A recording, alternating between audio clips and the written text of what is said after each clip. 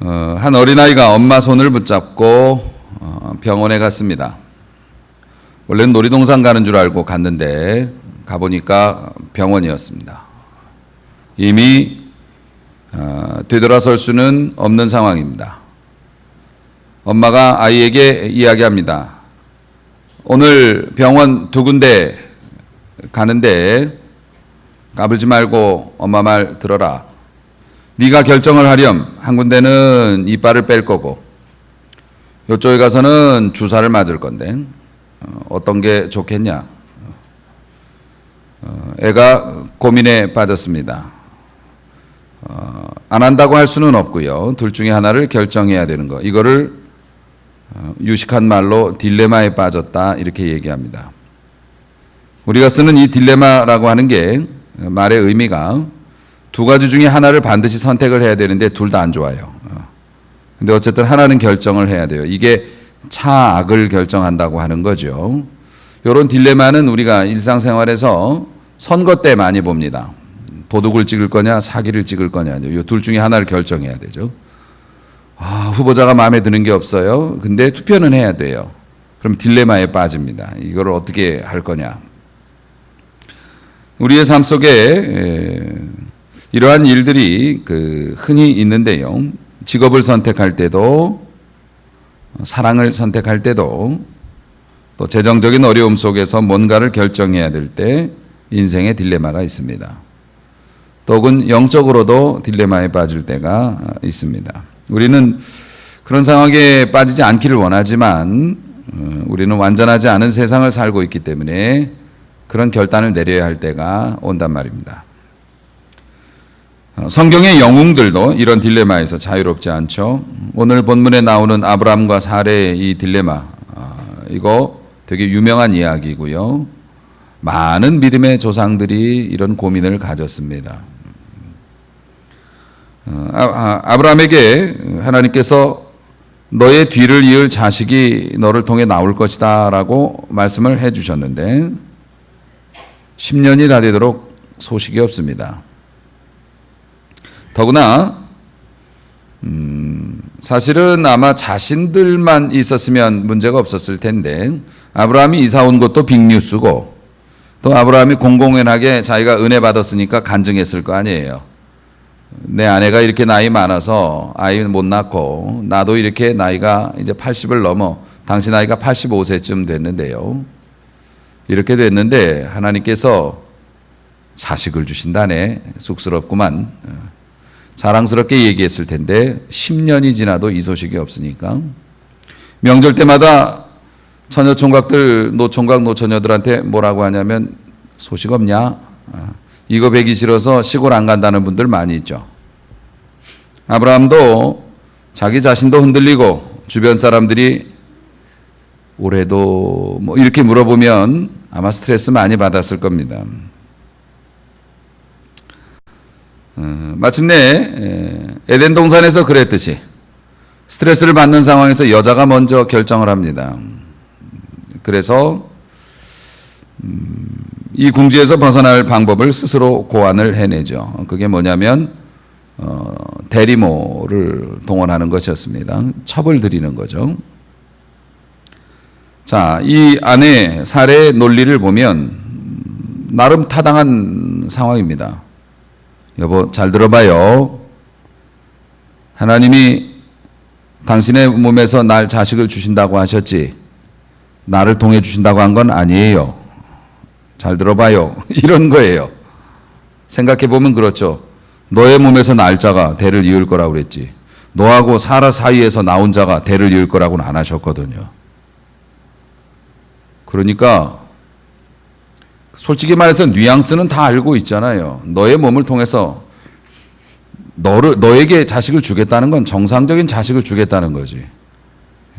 그런데 궁지에 몰리니까 이제 불리한 거는 잘 안 보는 경향이 있습니다. 잘 들어보세요. 당신의 몸을 통해서 난다고 그랬잖아. 아브라함이 말도 안 되는 얘기인 줄은 알지만 생각해보면 또 그럴 수도 있는 것 같아. 성경에 나와 있지는 않지만 저 같으면 또 이렇게도 설득했을 것 같아요. 하나님이 당신이 얼마나 자식을 원하는지 당신의 믿음을 보고 싶어 해요. 그러니까 이렇게라도 자식을 낳으면 네가 그렇게 자식 얻기를 소망했느냐? 내가 복을 주리라. 만약에 하나님이 그랬다면 어떡할 거예요? 하긴 그래. 하늘은 스스로 돕는 자를 돕는 건데 내가 할 수 있는 최선의 노력을 하지 않고 그냥 마냥 주시겠지 하고 기다리고 있으면 내가 자식을 그렇게 사모하지 않는 것처럼 보일 수도 있잖아. 할 수 있는 방법은 다 동원해야 되는 거 아닌가? 이런 생각 할 수 있죠. 또 여보, 이때가 지나가면 나는 아기를 못 낳아요. 남자는 그게 제한이 언제까지인지 몰라요. 그게. 그러니까 당신이 더 늙으면 이제 끝이에요. 당신이 더 늙고 나도 더 늙으면 이제 아기가 생겨도 키울 힘도 없어요. 우리가. 어떡할 거예요? 이런 얘기 듣습니다. 혹합니다.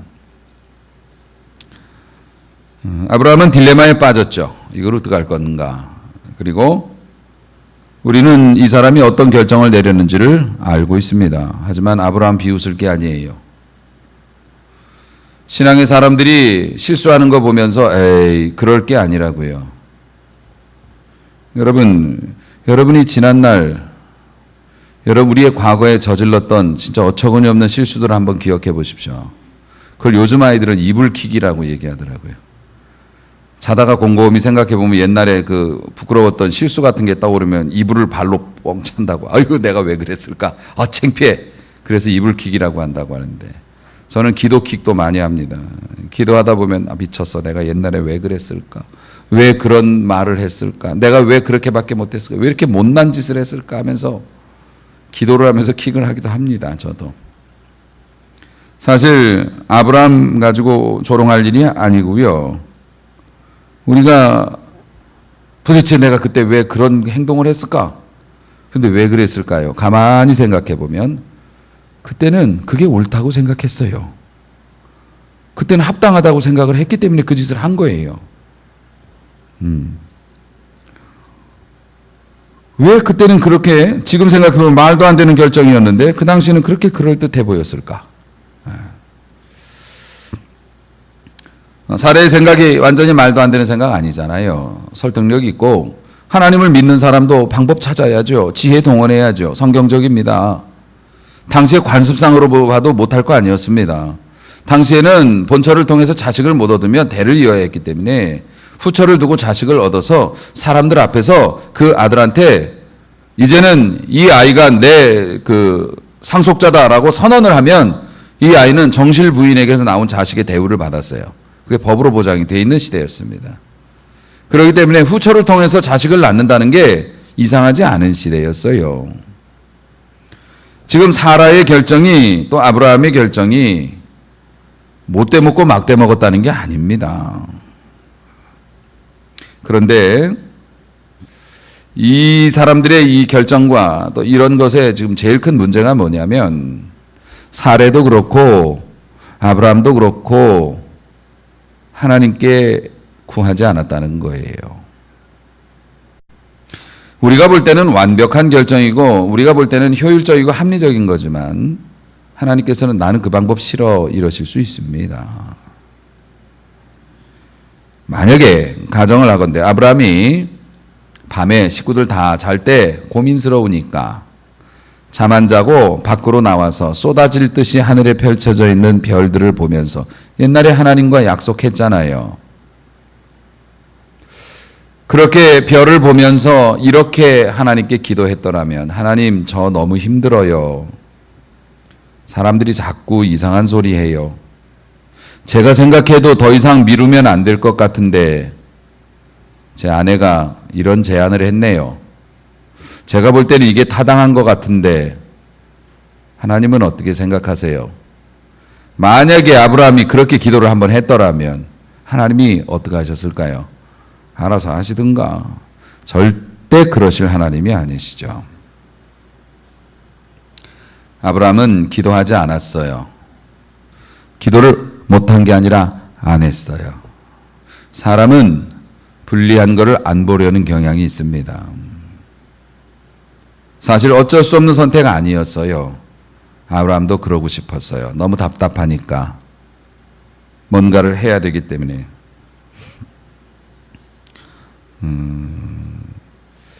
합리화의 덫에 빠진다는 이야기가 있습니다. 우리가 회사 생활하면서 접대한다고 술 먹고 다니고, 접대한다고 운동하러 다니고, 밖으로 이렇게 나다니면 집에서 뭐라고 얘기합니다. 당신은 회사가 다야? 우리 가족들은 돌보지도 않나? 그때 남자들이 제일 많이 하는 얘기가 뭡니까? 난들 좋아서 그런 데 다니는 줄 알아? 먹고 살려니까 어쩔 수 없어. No, 좋아서 다니는 거예요. 자기가 정말 끔찍하게 싫고 그게 정말 마음에 걸리면 어떤 형태로든지 간에 그거 안 합니다. 회사를 바꾸는 한이 있어도 자기가 싫으면 안 하는 거예요. 자기도 그런 거 좋아하는데 회사에서 그런 거 하려니까 옳다거니 하고 합리화의 덫에 빠져서 그냥 못 본 채 하는 거죠. 안 보는 거죠. 우리가 세상을 살면서 그런 합리화의 덫에 빠져서 누이 좋고 매부 좋고 이런 합리화의 저기에 빠져서 하나님을 얼마나 멸시합니까? 제가 멸시라는 단어를 썼습니다. 하나님 욕해야만 멸시하는 거 아닙니다. 오늘 성경에도 멸시라는 단어가 나옵니다. 자, 보세요. 그렇게 결정을 내렸어요. 찜찜하긴 하지만 기도하면 하나님이 못하게 하실까 봐. 솔직하면 그런 얘기죠. 요즘에 아이들 많이 얘기하죠. 답은 이미 정해졌다고. 답은 정해진 거예요. 그냥 물어보는 거예요. 목사님이 나는 이미 결정 끝났는데 목사님이 설교하시는 중에 내 이야기를 지지하는 설교를 하셨다. 그러면 신령한 목사님이 어떻게 알고 나에게 힘을 주시지? 가서 도장 찍어야겠다. 이렇게 얘기하고 의논을 했는데 집사님 하나님께서 과연 그것을 원하실까요? 좀 더 인내하고 기다려보심이 어떨까요? 일이 빨리 이루어질 수는 있지만은 하나님이 기뻐하시는 방법 같지는 않은데 그러면 우리 목사님은 평소부터 나를 안 좋아하셨어요. 내가 괜히 물어본 거죠. 목사님이 나를 안 좋아한다니까. 그러니까 내 일에 관심이 없고 나처럼 급하지 않은 거지 뭐. 이렇게 돼버리는 거죠. 답은 정해져 있어요. 아브라함이 그래서 기도 안 한 거예요. 모르는 게 아니죠. 하고 싶으니까. 결국 그래서 그 여자하고 동침을 했는데요. 금방 또 임신이 됐어요. 아마 이 사람들은 이렇게 얘기할지도 봐.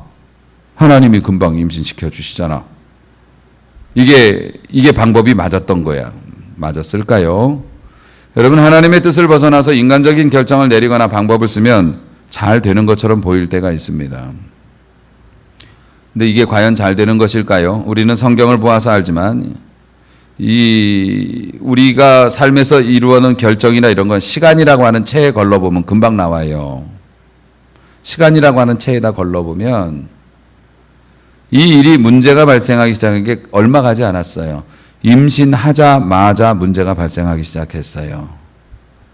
이 하갈이 아이를 갖고 나서 자기가 임신됐다는 걸 알고 나서 사례를 멸시했대요.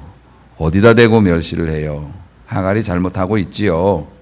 하갈이 어디에서 온 겁니까? 아브라함이 기근을 피해서 애굽으로 내려갔을 때 그때 바로 왕이 선물을 주면서 딸려온 애예요. 애굽에 있던 여자애라고요. 와서 그도 나이가 먹어서 그 안주인을 지극정성 섬겼죠. 여러분 생각해 보십시오. 하갈과 그 아내 그 안주인 사레하고 관계가 좋았을까요? 나빴을까요? 처음에는 겁나 좋았지요.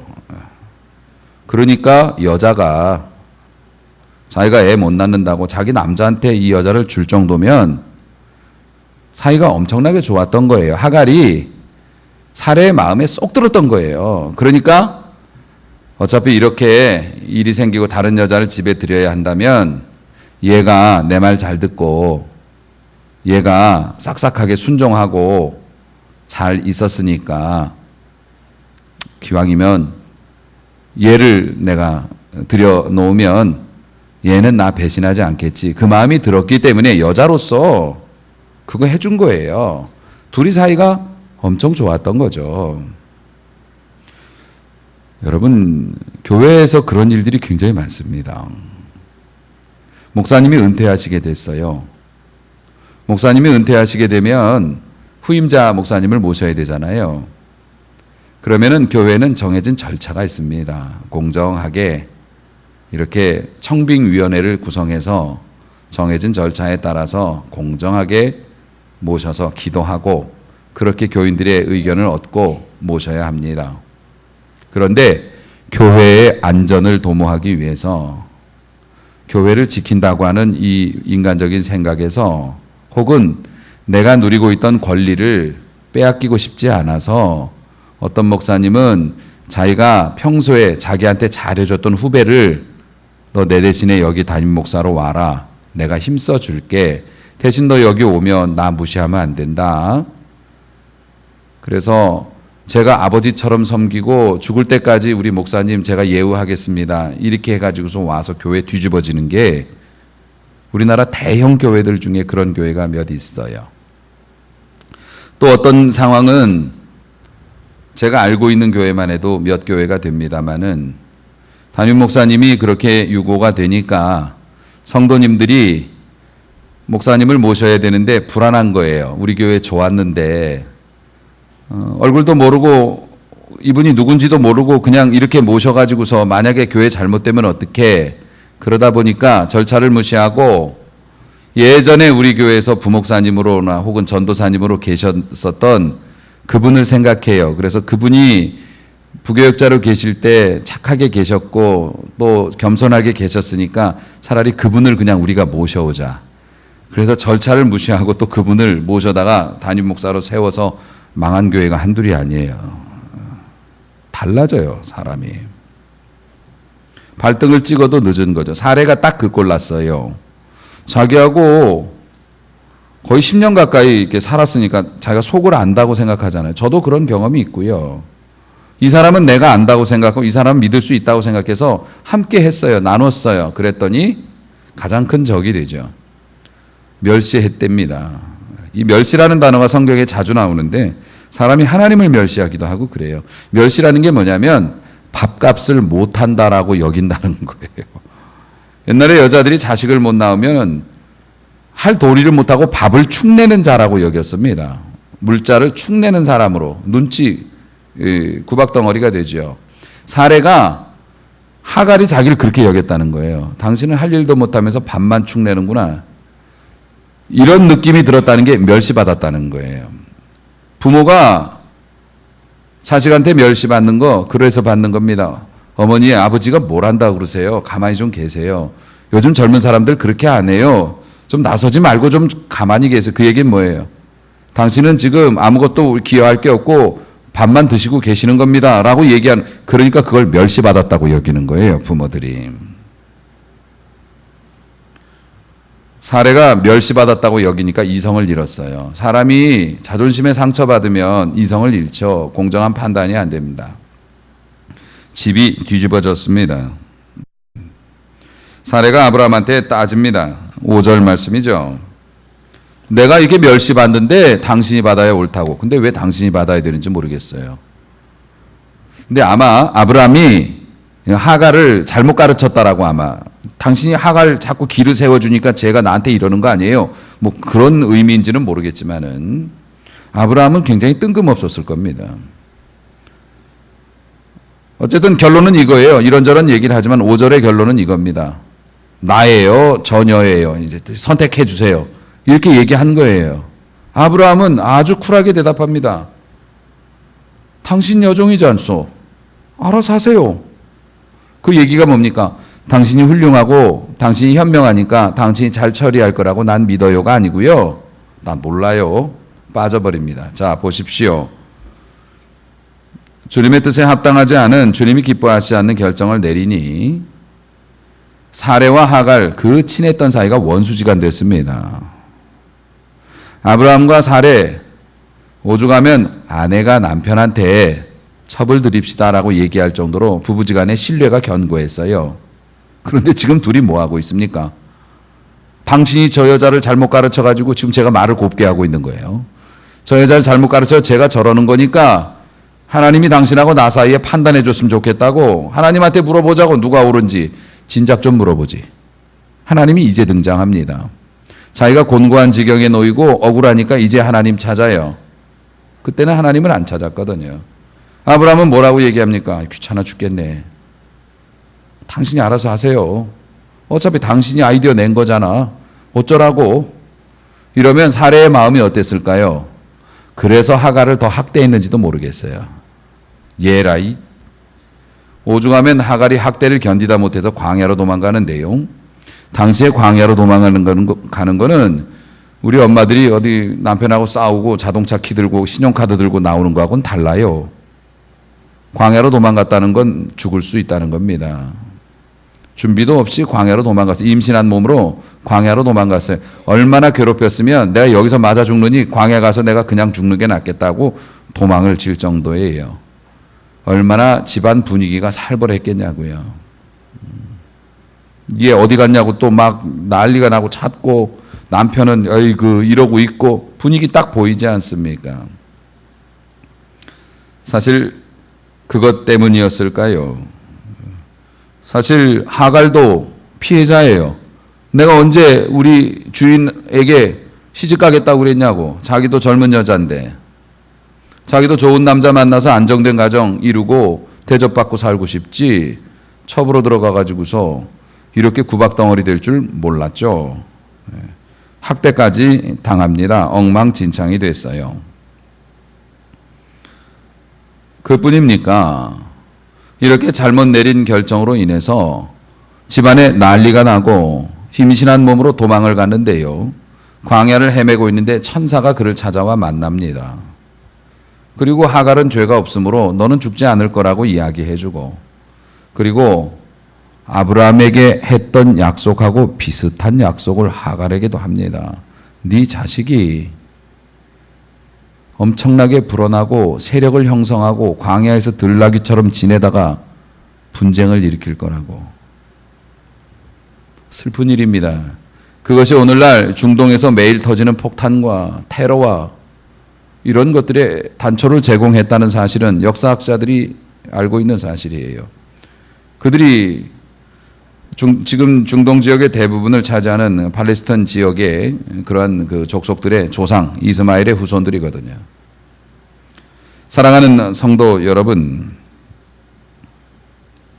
하나님 앞에서 살아가는 우리들이 이런 딜레마에 빠져 있다고요. 오늘날 우리의 삶도 이런 딜레마에 빠져 있습니다. 아마 여러분들이 아브라함 같은 곤경에 처해 있을지도 모르겠습니다. 그래서 이런 기도를 드리지요. 하나님, 서둘러 주십시오. 하나님, 이때가 지나면 지금 응답 안 해주시면 너무 큰 손해를 봐요. 하나님, 제가 오랫동안 기도했잖아요. 하나님, 서둘러 주세요. 지금 이거 돼야 되거든요. 하나님, 이거 안 되면 답이 없어요. 라고 그렇게 기도합니다. 우리는 지금 하나님의 축복을 받고 싶고 이미 충분히 기다렸다고 생각을 하거든요. 기다리는 게 고단한데 하나님 이 정도 기다렸으면 됐죠. 하나님 지금 해결해 주셔야 합니다. 우리가 처하기 쉬운 가장 큰 유혹이 있습니다. 믿음의 사람들이 제일 많이 받는 유혹이 뭔지 아십니까? 하나님이 쉬고 계시다고 느낄 때가 있어요. 휴가 가셨나? 내가 기도하는데 모른 척 하신다? 하나님이 응답 안 해주신다? 하나님 나한테 관심이 없으신가 봐? 그렇다면 이대로 죽을 수는 없지. 나도 방법이 있어. 인간이 가지는 가장 큰 유혹이 그겁니다. 하나님이 나하고 멀어졌다고 생각이 되고 내게 관심을 두지 않는다고 생각되면 그냥 죽을 수는 없거든요. 그냥 내 방법 찾는 거죠. 그동안 신앙이라는 것 때문에 주저했던 것들에 손을 대기 시작합니다. 그리고 어떻게 됩니까? 자멸의 길로 들어가죠. 사랑하는 성도 여러분, 하나님이 아무 일도 하지 않는 것처럼 보일 때 우리가 스스로 일하려고 하는 그 유혹, 정말 대단한 유혹입니다. 너무 오랫동안 곤경에 처해 있고 이제는 지긋지긋해서 뭐라도 하지 않으면 안 되겠다라고 이런 결심을 할 상황에 있는 여러분들이 계시다면 제가 오늘 이 아브라함과 사레의 가정에서 일어났던 이야기를 영적으로 교훈 삼아 여러분들에게 드리고 싶은 말씀이 있습니다. 자식의 문제, 아무리 쏟아부어도 채워지지 않고 내 미래에 대한 불확실성, 내가 지난날 해왔던 충성과 헌신에 대해서 보답이 없는 점, 내가 멸시당하고 있다고 느껴지는 그런 순간, 내가 이대로 해서는 안 되겠고 뭔가 결정을 내려야 되겠다고 이런 마음을 가지고 계시다면 잘 기억해 주십시오. 제가 여러분을 섬기는 목회자로서 여러분에게 부탁을 좀 드리고 싶은 거는 여러분 서두르지 않겠다고 결단해 주셨으면 좋겠습니다. 바늘 허리에 묶어서 아무리 급해도 바느질을 할 수는 없습니다. 실을 묶어서. 우리가 하나님 앞에 살아가는 하나님의 백성일지인데 하나님을 제외하고 일을 하지 않겠노라고 여러분이 먼저 선을 좀 그어주셨으면 하는 바람이 있습니다. 여러분이 능력이 있던 없던 믿음이 있던 없던 간에 하나님의 계획, 하나님을 배제하지 않고 하나님을 제껴놓고 내 생각대로 일을 하려고 하는 것을 나는 하지 않겠습니다 라고 여러분이 결단해 주셨으면 좋겠어요. 여러분의 행복을 위해서, 그리고 우리 모두의 행복을 위해서. 그렇게 해주시기를 주님의 이름으로 축복합니다. 12분 정도가 그렇게 하시겠다고 지금 다짐을 하셨고 나머지 분들은 좀 지켜봐야겠다고 하시는 것 같은데 왜 여러분이 그렇게 결단해야 하는지 제가 여러분에게 말씀을 드리겠습니다. 아마 여러분은 이렇게 이야기하실 겁니다. 목사님, 저 많이 기도했어요. 목사님, 저 많이 견뎠어요. 저 많이 했다고요. 저 억울해요. 목사님, 다른 사람보다 저 많이 기도했어요. 다른 사람보다 많이 기도했을지는 몰라도 흡족한 만큼 기도하신 거 아닙니다. 목사님, 왜 그러세요? 저 정말 기도 많이 하거든요. 저의 문제잖아요. 제 자식의 문제인데요. 목사님, 저 관심 많이 갖고 기도 많이 했다고요. 그러니까 저도 이제 제 뜻대로 할래요. 뭐 이렇게 물어보는 사람은 착하죠. 이미 했지. 그래도 이것도 제 뜻대로 할래요. 저 기도 많이 했으니까. 기도 많이 안 하셨다니까요. 목사님이 보셨어요? 저 기도 많이 안 한 거? 저 목사님보다 기도 많이 했어요. 제가 뭐라 그럴 것 같습니까? 근데 왜 이렇게 화를 내세요? 집사님이 이렇게 안절부절하고 있는 자체가 기도를 온전히 하지 않았다는 거예요. 하나님 앞에 합당한 기도를 하면 이렇게 흥분하지 않습니다. 그렇게 감정 폭발하지 않습니다. 하나님이 보여주시는데 두려워 말라, 내가 너와 함께합니다. 놀라지 말라, 내가 너의 하나님이라. 내가 널 도우리라, 내가 너를 굳세게 하리라. 할렐루야. 하나님은 늘 그런 말씀하시죠. 어디 꺼져라 이렇게 말씀하시지 않으셨거든요. 그건 여러분이 기도를 오랜 시간 하신 거는 뭐 하셨을 수는 있겠지만은 하나님하고 눈이 마주쳤다면 그렇게 말 안 하거든요. 이렇게 흥분하는 것 자체가, 이렇게 불안한 것 자체가 뭐라도 하지 않고는 견딜 수 없다는 이 고백 자체가 사실은 우리가 하나님과의 관계가 어그러져 있다는 뜻이에요. 여러분, 거듭 이야기합니다만 온전한 기도가 뭡니까? 하나님께 고지해드리는 게 아니잖아요. 하나님께 알려드리는 게 아니잖아요. 알려드리는 기도면 한 번 기도하면 그 다음 기도할 게 없어요. 알고 계신데 뭘 자꾸 얘기해요. 그러니까 우리가 기도할 게 없다고 얘기하는 거예요. 뭔가 새로운 거를 하나님께 제공해야 된다라고 생각하는데 아니에요. 기도는 하나님과의 관계를 쌓아가는 거예요. 친구끼리 만나가지고 매일 새로운 얘기합니까? 여자들은 그게 가능할지 모르지만 남자들은 친구끼리 만나도 그냥 그러고 있습니다. 근데 만난 거예요. 그게 뭡니까? 새로운 게 없어도, 새로운 정보가 없어도 친구가 만난 건 그냥 만난 거예요. 그러니까 친한 친구인 거예요. 기도라고 하는 건 우리가 하나님을 설득하는 작업도 아니고 우리가 하나님께 정보를 드리거나 조언을 하는 장소도 아니에요. 막 열광적으로 기도한다고 해서 하나님께서 야, 너 목 쉴까 봐 안 되겠다. 내가 응답해야지. 그런 법 보셨습니까? 기도라는 게 뭡니까? 하나님, 안 들어주셔도 하나님이시고 들어주셔도 하나님이시니까 저 또 하나님한테 왔어요. 하나님, 할 말은 없네요. 오늘 잘 지내세요. 그러면 갔다가 또 옵니다. 제가 또 왔거든요.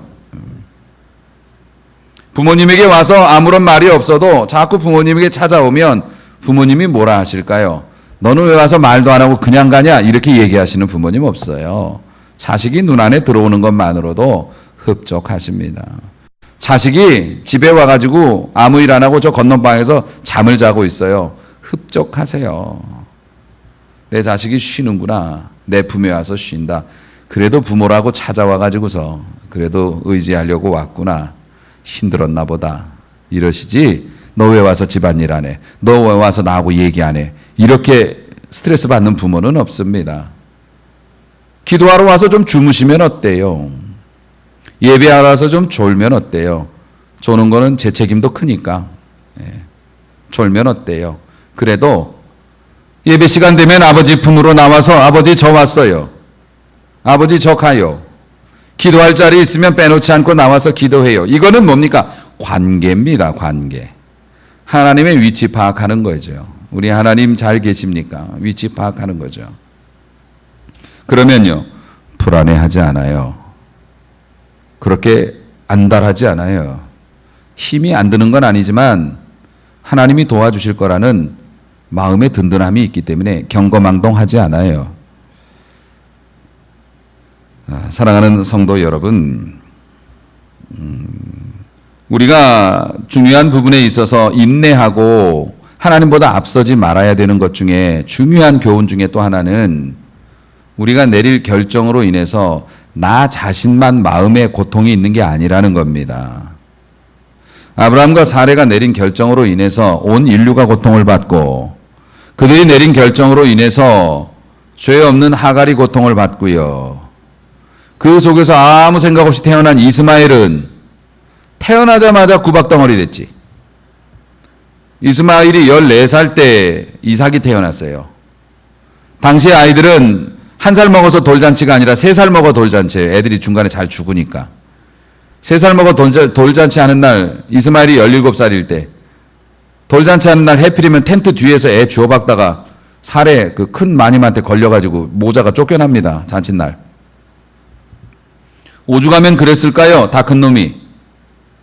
사레가 태어난 순간 사레의 눈에는 이스마엘이 태어난 게 원했던 일이기도 했지만 눈에 가시였어요. 그 애미 때문에 어린아이에게 좋게 대했겠냐고요. 얘는 아무 생각 없이 태어나가지고 상처를 가지고 자라났습니다. 그리고 쫓겨나가지고 광야에서 들나귀처럼 그렇게 사람들 치고받고 때려잡으면서 살아야 했어요. 이삭은요, 태어나 보니까 형이 자꾸 날 때려요. 이것부터 너 때문에 지금 저 가족이 쫓겨났다는 소리를 평생 듣고 살았습니다. 아픔이 있는 거예요. 우리가 하나님 앞에 믿음 없이 내린 결정 때문에 우리의 가족들이, 내 주변의 사람들이 고통에 시달릴 수 있다는 거 잘 생각해야 되거든요. 사랑하는 성도 여러분, 우리가 경험하건대 저도 솔직히 그렇게 경험합니다. 지연이라고 하는 것이 얼마나 가슴 아픈 일인지. 이번에 우리 회사를 위해서 이 계약서에 도장 꼭 찍어야 돼. 지금이 아주 기가 막힌 타이밍이니까 요거 계약 오늘 꼭 해야 돼. 그래가지고 모든 준비를 완벽하게 해가지고서 갔는데 계약이 안 됐어요. 일이 깨져버렸어요. 다른 데하고 했대요. 우리가 얼마나 힘들게 준비했는데. 아마 사업하시는 남자분들은 공감하실 겁니다. 이 일이 정말 안 되면 안 되는데, 그리고 정말 열심히 준비했고 누가 봐도 이거 돼야 되는 일인데.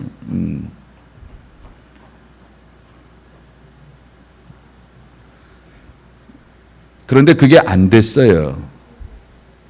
지연이라는 것이 얼마나 우리의 마음에 큰 아픔을 주는지 몰라요. 희망이 사라지는 것 같아요. 그런데 여러분, 우리의 삶에 거절이 상처가 되고 지연이 상처가 되고 가슴 아픈 일들이 있지요. 그런데 여러분, 이거 영적인 그림이 이렇게 됩니다. 하나님은 축복의 용광로 속에 여러분의 그 지연된 거, 거절된 거, 잘못된 거 다 가져다가 녹이십니다. 그 재료를 버리지 않으세요. 실패했냐? 잘못됐냐? 또 미루어졌냐? 어려워졌냐? 멸시받았냐? 우리는 아유 그러면서 부셔버리고 내 삶의 상처라고 생각하지만 하나님은 그거 다 가져다가 축복의 용광로에 넣고 녹이셔요. 그래서 제품을 만들 만큼 양이 차면 하나님께서 그것을 순수한 정금으로 만드셔서 영광의 면류관으로 가져다 주실 겁니다. 믿으시기 바랍니다. 여러분의 실패, 여러분의 아픔 이거 하나님이 다 가져가셔서 은혜의 용광로에 놓고 다 녹이고 계셔요. 그래서 어떻게 됩니까? 축복의 날이 되면 그 축복을 자랑스럽게 누리게 되는 거예요. 그것 때문에. 하나님 제가 그때 지연됐을 때, 그때 잘못됐을 때 너무 힘들었는데요. 그래도 하나님 제가 하나님 떠나지 않고 예배드리고 기도하고 그랬어요. 어려울 때 함께 하지 않은 친구는 좋은 날이 왔을 때 함께 할 수 없는 거죠. 우리가 고난의 시기 그 아픔을 다 용광로에 녹여서 우리에게 갖다 주실 때 우리가 그거를 예쁜 모습으로 잘 받을 수 있어야죠. 하나님께서는 그걸 원하시고 계시는 겁니다. 우리가 기다리고 있으면 하나님은 최고의 일을 이루시죠. 하나님이 쉬고 있다고 느끼시면 안 됩니다. 하나님은 지금도 일하고 계십니다. 그리고 여러분 생각보다 여러분 가까이 계십니다. 용기라고 하는 게 항상 크게 울부짖는 것만이 용기는 아닙니다. 진짜 용기라는 건 말입니다. 하루 정말 지옥 같은 하루를 보냈어요. 처절한 하루를 보냈어요. 기도할 힘도 없고 의욕도 없어요. 저 같은 경우에도 그래요. 그런데 제가 잠자리에 들면서 그래 내일 한 번 더 해보자. 내일 기도해보고 내일 또 찾아보고 내일 해보자. 비록 사람들 앞에 큰 소리 뻥뻥 치고 나만 믿어라 이거 봐라 됐잖냐 그리고 내가 다 이길 거야 이런 큰 소리가 아니어도요. 진짜 용기는 죽은 줄 알았는데 죽지 않았어요. 눈물 펑펑 흘리고 와서도 그래도 하나님 사랑해야죠. 어떡하겠어요. 그래도 봉사해야지 충성해야지 어떡하겠어요. 이게 하늘을 울리는 용기입니다. 하나님은 우리에게 그런 모습을 원하셔요. 가끔 여러분 믿음대로 살면 손해보는 게 너무 많잖아. 우리 교회 우리 목사님 맨날 남한테 퍼주기만 하고 남한테만 잘하고 우리 그 좀 이렇게 좀 우리 이런 거는 좀 여러분 제가 좋아하는 우화 중에 이런 이야기가 있어요. 깨진 항아리의 우화인데요. 금이 간 항아리죠. 옛날에 물찌개로 물을 지잖아요. 양쪽에 항아리 두 개가 있는데 하나는 멀쩡한데 하나는 금이 가고 물이 자꾸 새요. 주인이 물을 가득 담아가지고 똑같이 짊어지고 오는데 집에 오면은 하나는 반밖에 안 남았어. 물이 질질 새니까. 근데 이게 동화니까 항아리가 말을 할 줄 알았대요. 그래서 주인한테 어느 날 얘기를 했다는 겁니다. 주인님, 제가 너무 죄송해서 그런데요. 제가 금이 가갖고 물이 질질 새는데 주인님 힘들게 물찌개 지고 오면 반밖에 안 남아서 제가 너무 죄송해서 그러는데 저를 그냥 없애시고 다른 항아리 새 거 쓰시면 어떨까요? 주인이 뭐라고 대답을 하냐면 동화니까 뭐라고 대답하냐면 야, 너 새는 거 내가 모르겠냐? 알지. 그런데 왜 저를 계속 쓰세요? 야, 네가 왼쪽 항아리인데 너하고 내가 물 길어가지고 오면서 맨날 물이 질질 새는데 잘 봐라. 우리 걸어가는 길을. 왼쪽에는 꽃하고 풀들이 네가 흘린 물 때문에 풍성하고 오른쪽에는 아무것도 없는 자갈밭이야. 그 재미로 나 이거 왔다 갔다 하는 거거든. 저는 그 동화를 이렇게 보면서 가끔 그런 생각을 해요. 예수 믿는다고 하나님의 교회라고 맨날 손해보고 양보하고 남은 반칙해도 우리는 제대로 가야 되고 맨날 그래서 남들은 가득가득 채우는데 우리는 반도 안 되고 맨날 여기 다 해주고 저기 다 해주고 우리 뭐 남나. 뭐 남긴요. 우리는 상상할 수 없는 축복의 씨앗을 뿌리고 있는 거죠. 우리는 예상도 못했고 우리는 보지도 못했는데 하나님께서는 야, 너네가 믿음으로 사느라고 그렇게 좀 힘들게 살았지만은 그것들이 다 땅에 뿌려져서 생명으로 꽃피우고 있어. 저는 그렇게 생각하고 목회해요. 그렇게 생각하고 신앙생활 해요. 우리가 흘린 거 물 위에 떠내려 보낸 것 같아서 다시 우리 손에 돌아오지 못할지는 모르지만 그것이 누군가를 살릴 수 있다면 그게 우리 교회 존재의 이유 아닙니까? 우리가 여기 존재해야 되는 이유가 그런 거 아니겠습니까?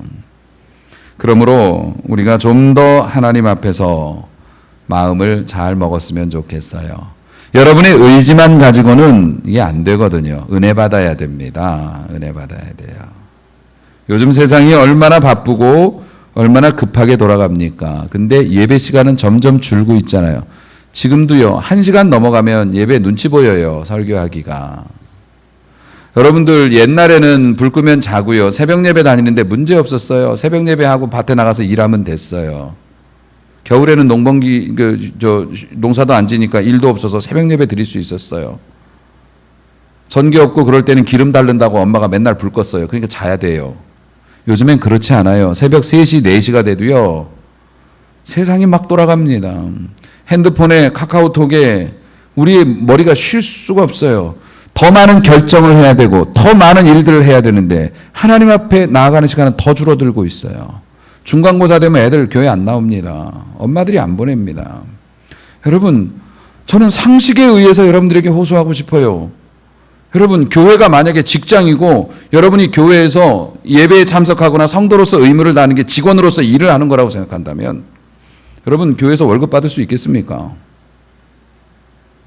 여러분이 예배에 참여하는 열이나 예배에 참여하는 시간이나 여러분이 매일매일 지각을 한다면 어느 직장 상사가 여러분에게 중요한 일을 맡기고 여러분들에게 여러분 하나님이시라면서요. 하나님의 축복이 믿는 자에게서 하나님에게로서부터 나온다면서요. 여러분, 우리가 할 수 있는 건 우리가 하지만 우리가 할 수 없는 건 다 하나님의 손에 달려 있는데 결국 오늘의 말씀의 결론은 무엇입니까? 여러분, 은혜 놓치면 어느 누구도 온전할 수 없습니다. 은혜 받는 일에 더 힘써 주십시오. 그리고 지금이라고 하는 이거보다 하나님의 경륜과 그의 성실과 섭리를 믿으며 그리고 우리가 기다렸던 모든 것들 또 우리가 믿음 때문에 포기했던 모든 것들이 없어지는 것이 아니라 다 하나님의 축복의 영광로에 들어가 녹고 있다고 생각을 하시고 하나님보다 앞서려고 하는 조바심을 떨쳐버리고 내 자식도 하나님의 방법으로 키우고 우리의 삶도 우리의 앞날도 하나님의 신실하심을 믿으며 성경적으로 하나님의 뜻대로 여쭈어봐 가면서 그렇게 한 걸음 한 걸음 나아가는 정말 오래가는 축복을 받는 우리 교회 성도님들이 되셨으면 좋겠습니다. 저도 그렇게 마음을 먹고 있고 여러분들과 함께 손 붙잡고 힘들어도 용기를 가지고 믿음으로 사는 방식을 포기하지 않는 정말 신실하고 지혜로운 축복의 백성 다 되시기를 주님의 이름으로 축원합니다.